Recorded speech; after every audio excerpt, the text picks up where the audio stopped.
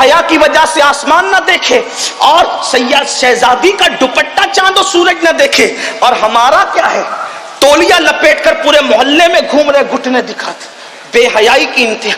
برمنڈا پہن کر کے گھومنا فیشن ہے، اور پھر یوٹیوب، فیس بک اور پتہ نہیں کیا کیا بلائیں، انٹرنیٹ اور سوشل میڈیا کی جو جنگل ہے، گندی فلمیں، بلی فلمیں، اللہ کی پناہ، اللہ کی پناہ، کیا حالات ہیں۔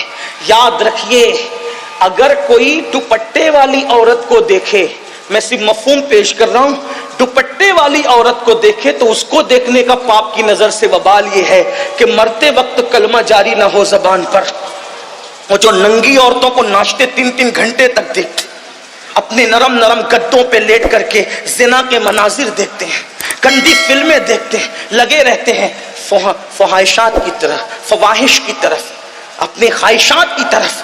سوچو، اللہ کے رسول علیہ الصلوۃ والتسلیم نے فرمایا، جو کسی عورت کو پاپ کی نظر سے دیکھے گا، اس کی آنکھوں میں جہنم کی آگ کی سلاخیں ڈالی جائے گی، اور اس کی آنکھوں میں جہنم کی آگ بھری جائے گی۔ میں حیرت سے پوچھتا ہوں، جو آنکھیں دن کا برداشت نہ کر سکے، جو آنکھیں اللہ اکبر پیاس کے ننھے اور باریک ذرات برداشت نہ کر سکے، ان آنکھوں میں جب جہنم کی آگ کی سلاخیں ڈالی جائے گی تو ہم کیسے برداشت کر سکیں گے؟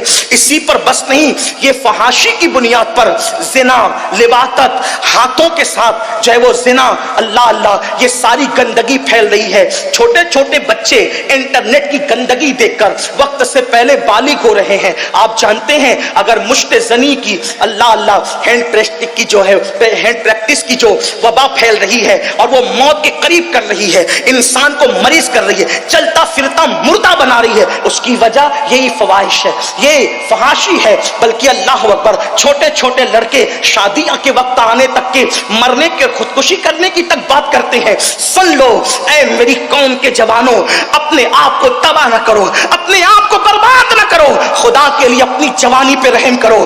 جوانی کا سرمایہ دنیا کی دولت دے کر بھی نصیب نہیں ہو سکتا۔ خدا کے لیے گندگی مت دیکھو، آنکھوں کی حفاظت کرو۔ ایک حدیث پاک سنو، بہت لطف آئے گا۔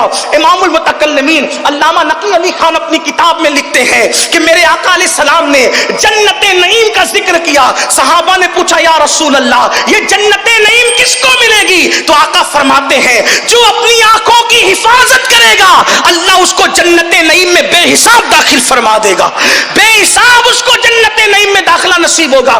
آنکھوں کی حفاظت کرو۔ قرآن کہتا ہے، قل للمؤمنین یغضوا من ابصارہم، مومنوں سے کہہ دیا جائے وہ اپنی آنکھوں کی حفاظت کرے۔ لوگ کہتے ہیں رسول اللہ کی زیارت کا کوئی طریقہ بتایا جائے، کوئی وظیفہ بتایا جائے۔ میں کہتا ہوں کوئی وظیفہ